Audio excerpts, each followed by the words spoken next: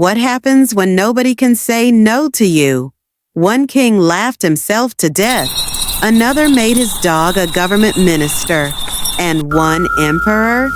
He drank liquid mercury every day because his doctors told him it would make him live forever. These weren't just eccentric rulers. They were powerful men who lost their grip on reality and dragged entire kingdoms down with them. From royal gluttons to mad monarchs, this is what absolute power really looks like.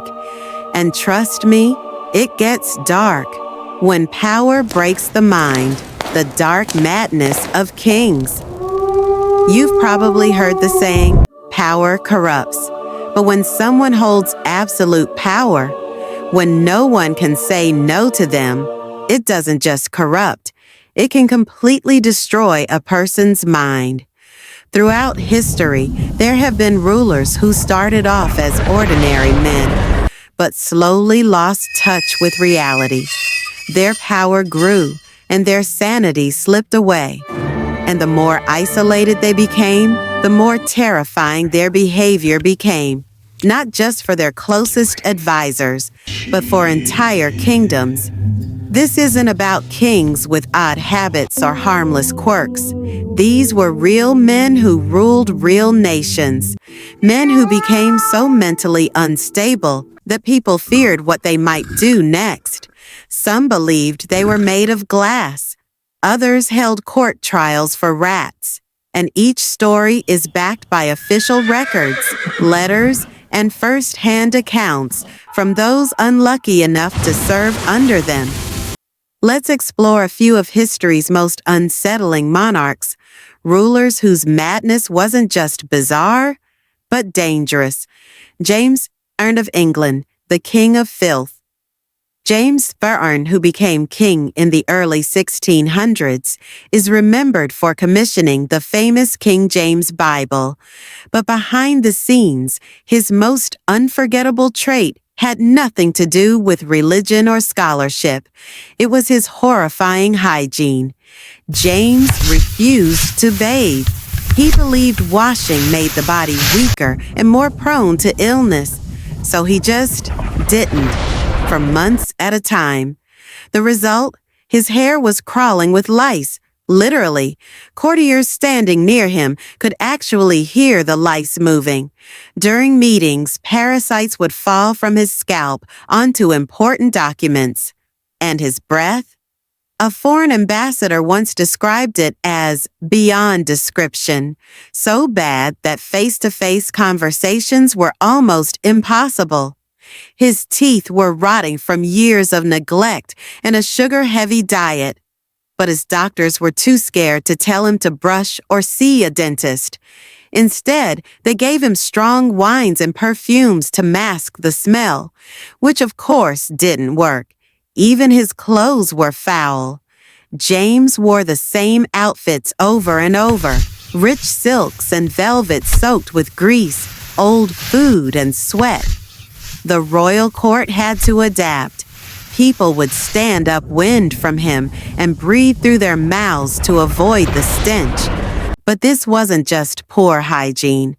James was educated. He knew better. His filthiness seemed like a way to show he was above normal rules, a twisted expression of royal privilege. No one could force him to clean up. So no one did. Foreign visitors left disgusted. Some diplomats even complained they couldn't take England seriously under such a revolting monarch. And yet, no one had the power to stop him. Charles VI of France, the king made of glass. Next, we have Charles VI of France, also known as Charles the Mad. He ruled from 1380 to 1422, and for most of that time, he believed his body was made of glass. Yes, glass. He was convinced that if anyone touched him, even lightly, he would shatter into pieces. So he stood perfectly still, terrified to move. He refused to sit on normal furniture or walk on hard floors. Courtiers had to pad everything in his chambers. His clothes were even reinforced with metal rods, like armor, to protect his fragile frame. He couldn't be handed documents directly. Ambassadors had to set them down, step away, and wait while Charles slowly picked them up. He refused to ride horses or take part in ceremonies. Entire sessions of government stalled because he was too afraid to move. This delusion lasted for more than 30 years. It paralyzed his ability to rule just when France was in crisis, during wars, economic disaster, and political chaos. Meanwhile, their king was holed up in his chamber, terrified he might crack like a wine glass. And again, no one could challenge him. No one could take the crown from him. So the kingdom simply suffered. Peter III of Russia, the emperor who played with toys. Peter III ruled Russia for just 6 months in 1762. But in that short time, he showed the world what happens when a man-child is put in charge of an empire. Peter wasn't just childish. He ruled like he was playing make-believe. He was obsessed with toy soldiers. He spent hours every day arranging them, staging battles, and barking orders. State meetings had to wait until playtime was over. And it didn't stop there. He made his court play along. Grown men, military officers, diplomats, advisors were forced to crawl on the ground, pretending to be toy soldiers in life-sized games. One day he'd pretend they won. The next, he'd punish them for losing. His imagination went further. Peter held military trials for rats. Yes, rats. He'd accuse them of treason or cowardice, stage fake court hearings, and even execute them using tiny gallows. Even during meetings with foreign diplomats, he'd be fiddling with his toy armies. Some ambassadors didn't know whether to be insulted or laugh. Either way, it was clear. Russia's ruler wasn't living in reality. The final straw came when he began promoting real officers, based on how their toy counterparts performed in his games. Actual military strategy was ignored. Real lives were put at risk. All because Peter couldn't tell the difference between fantasy and reality. His wife, Catherine, couldn't watch it happen any longer. She led a coup, removed him from power, and later became Catherine the Great. King Farouk of Egypt, the kleptomaniac. King Farouk ruled Egypt from 1936 to 1952, and his reign was a wild mix of compulsive behavior, luxury, and scandal. Despite ruling one of the wealthiest countries in the Middle East, Farouk couldn't stop stealing. He wasn't stealing because he needed to. He just couldn't help himself. He once swiped a watch from Winston Churchill during a diplomatic visit, and that wasn't even the worst of it. He'd steal pins from guests, necklaces off women, even personal items from other world leaders. He was called the world's most skilled royal pickpocket. Farouk also had an obsession with red cars. He owned more than 200 fire trucks, sports cars, everything, as long as they were red. Eventually, he made it illegal for anyone else in Egypt to own a red car. His other obsession? Pornography. His palace had an entire wing dedicated to his massive collection, managed by a full-time staff. He'd spend entire days watching, reading, and hoarding explicit material, while ignoring matters of state. Then came the eating. He ate constantly, whole chickens, slabs of beef, dozens of desserts at a time. He became so obese that new furniture had to be built just to hold his weight. Diplomats had to be careful not to exhaust him during meetings or offend him with slow service. His sexual appetite was just as extreme. He kept hundreds of women in his harem, many of whom had no choice in the matter. Doctors worried about the toll it was taking on his health, but no one dared stop him. Farouk didn't act this way because he lacked resources or knowledge. He simply had no self-control. His reign became a symbol of excess, and by the time he was overthrown, Egypt was in political and economic crisis. Coming up next, and that's just the beginning. From rulers who died laughing to emperors who believed in invisible enemies, history is full of leaders whose minds couldn't survive the weight of total control. Want to hear the story of King Martin of Aragon, who literally laughed himself to death at a dinner party, or the next monarch whose madness nearly collapsed an empire? Send the next part, and we'll continue unraveling the dark, bizarre world of royal insanity. The king who laughed himself to death. King Martin of Aragon didn't die in battle. He didn't fall to an assassin's blade. He died laughing. It started after a long evening feast. Martin had eaten too much. Roast meats, rich desserts, and more wine than any doctor would advise. He should have gone straight to bed, but instead, a courtier decided to tell him a joke. We'll never know what the joke was. History lost it. But whatever was said, it hit the king just right. Martin burst into laughter. Not a polite chuckle or even hearty amusement. This was uncontrollable. He laughed until he couldn't breathe. His body started to shake. His face turned red, then purple. He gasped for air, tears streaming down his cheeks. What started as joy quickly turned into a medical emergency. His stomach, already overstuffed from the feast, couldn't handle the violent spasms. Court physicians tried to help, but in the medieval world, no one had experience treating someone who was, quite literally, dying of laughter. Witnesses said it went on for far too long. Martin couldn't stop. His body simply gave out. Modern experts believe he may have suffered a cardiovascular collapse triggered by the extreme laughter, especially on top of the alcohol and overeating. His death became a strange and tragic symbol of excess. Even something as harmless as a joke could become fatal when a man lived without limits. And for the courtiers who saw it happen, laughter was never the same again. Christian VII of Denmark, the Puppet King.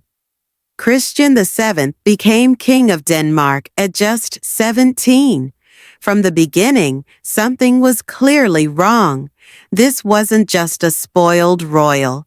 Christian's mental health issues were so severe, they turned his entire reign into a national nightmare.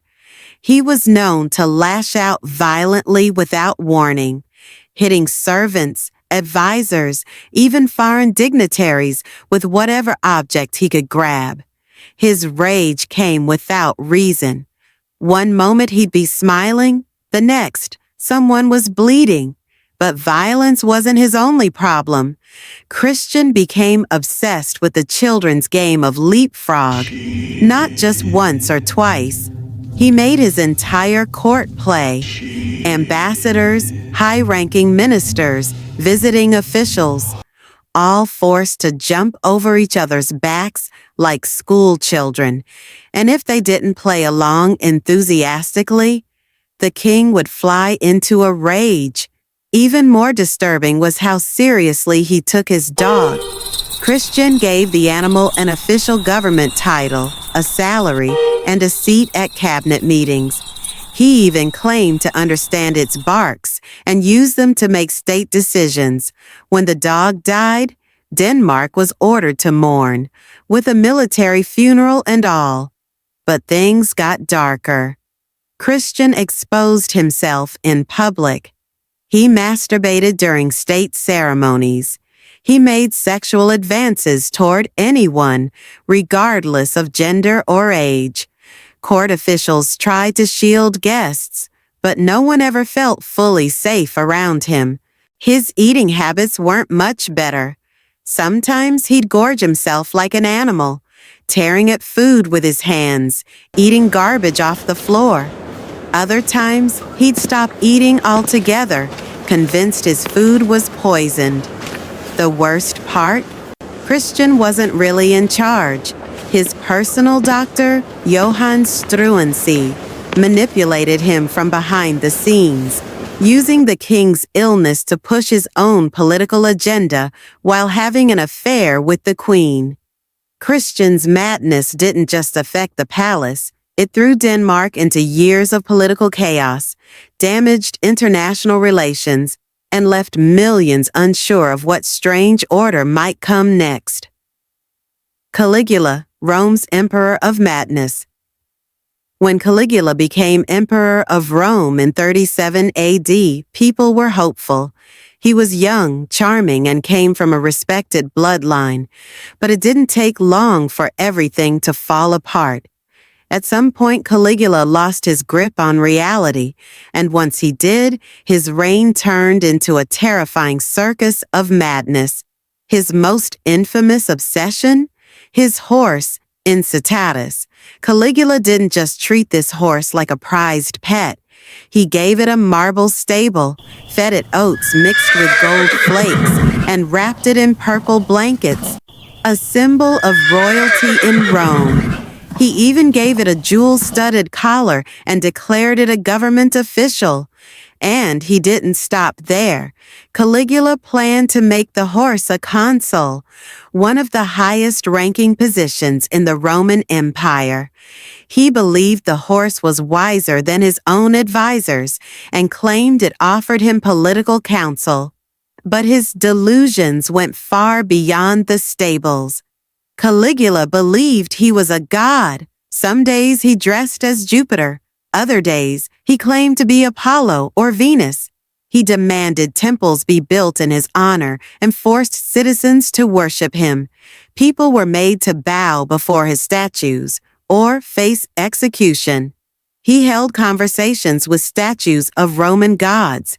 If they didn't answer to his liking, he'd destroy them, claiming they disrespected his divine authority.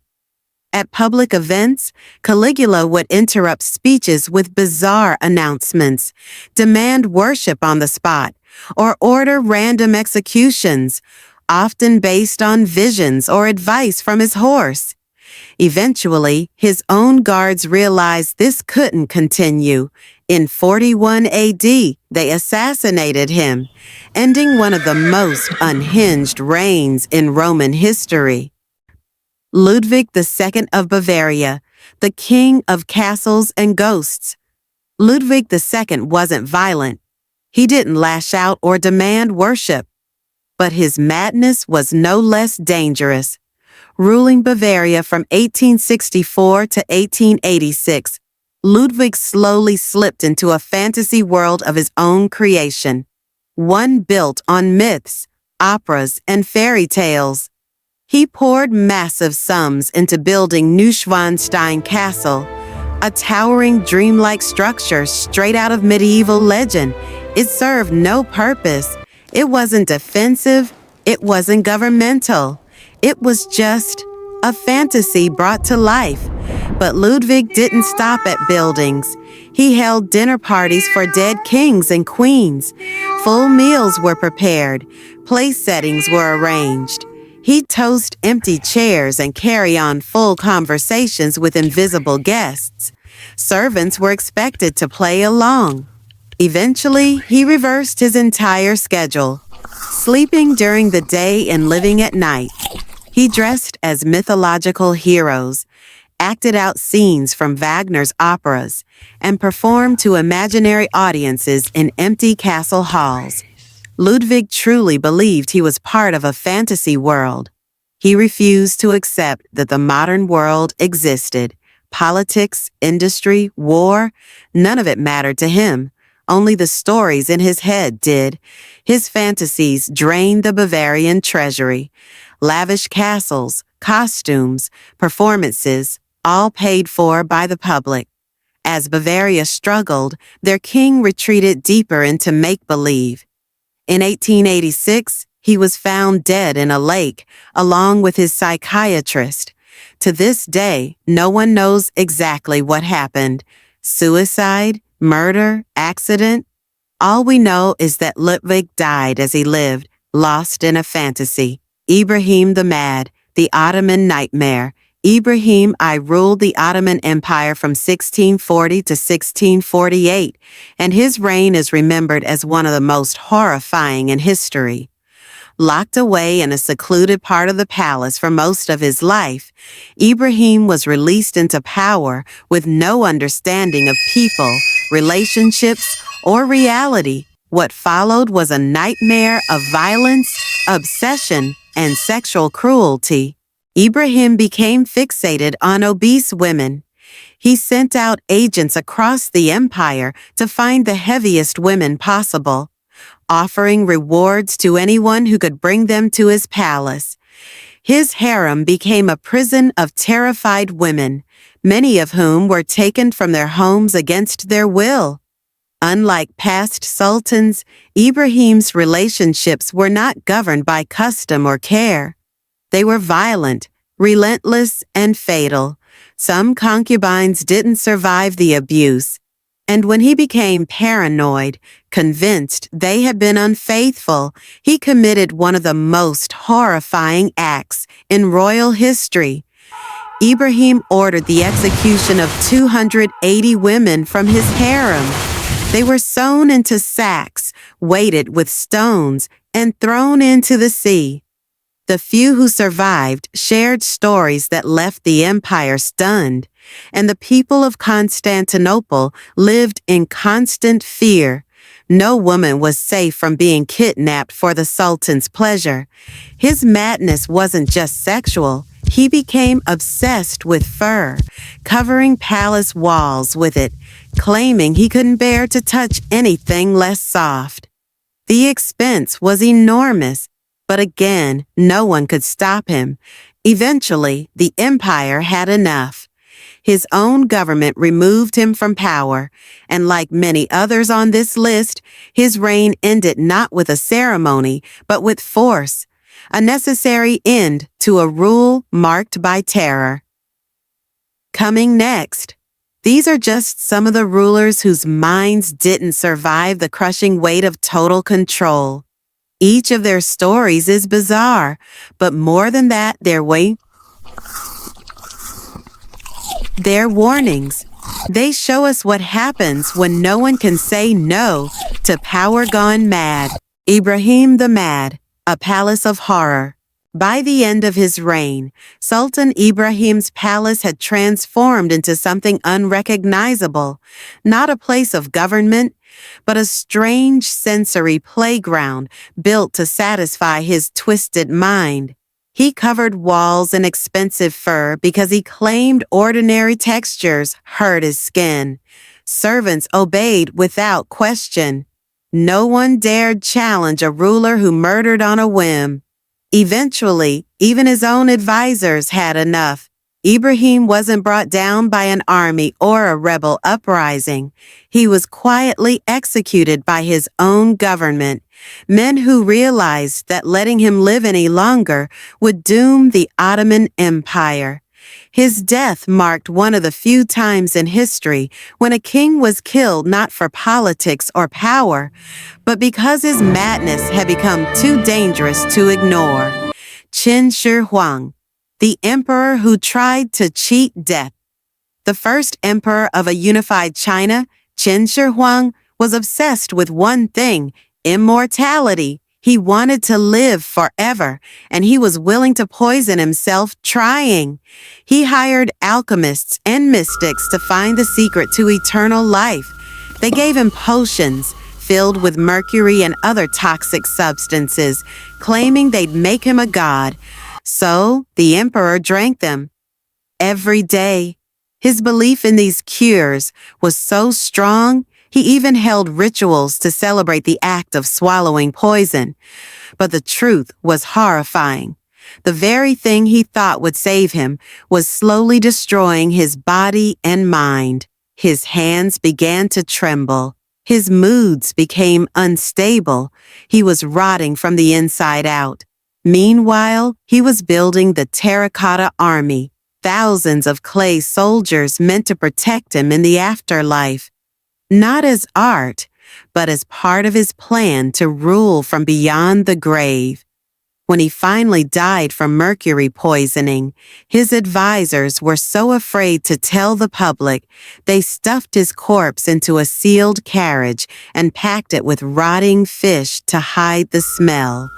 The man who feared death more than anything died a slow, toxic death of his own making. Adolf Frederick, the king who ate himself to death. Some royal deaths are tragic, others are absurd. King Adolf Frederick of Sweden holds the title for the most ridiculous royal death in history. In 1771, he sat down to a grand Shrove Tuesday feast. The goal? Celebrate before Lent. What followed was a disaster of gluttony. He devoured lobster, caviar, sauerkraut, kippers, and champagne, all in one sitting. And then dessert, but not just one. He ate 14 servings of semla, heavy cream-filled buns soaked in milk and almond paste. These rich pastries expanded in his stomach like sponges. The king's gut couldn't take it. His stomach ruptured. Over the next few hours, he suffered one of the most painful, undignified deaths imaginable. Doctors had no idea what to do, and the world watched as a king, during peacetime, literally ate himself to death. He became an international joke and a warning about indulgence without limits. Henry VIII, decay in human form. By the time King Henry VIII of England reached the end of his life, he was no longer the dashing, powerful figure people remembered. He was monstrous, weighing over 400 pounds. He had to be lifted by machines and dragged by teams of servants. His ulcerated leg, an open, infected wound, leaked pus and smelled so bad that courtiers had to excuse themselves just to vomit. No one dared treat him properly, not out of ignorance but fear. Henry became paranoid, violent, and cruel. He ordered executions for imagined crimes, flew into rages, and continued to seek sexual conquests, despite his grotesque condition. Even his eating habits remained unchecked. He gorged himself while likely suffering from diabetes, digesting food poorly and worsening his infections.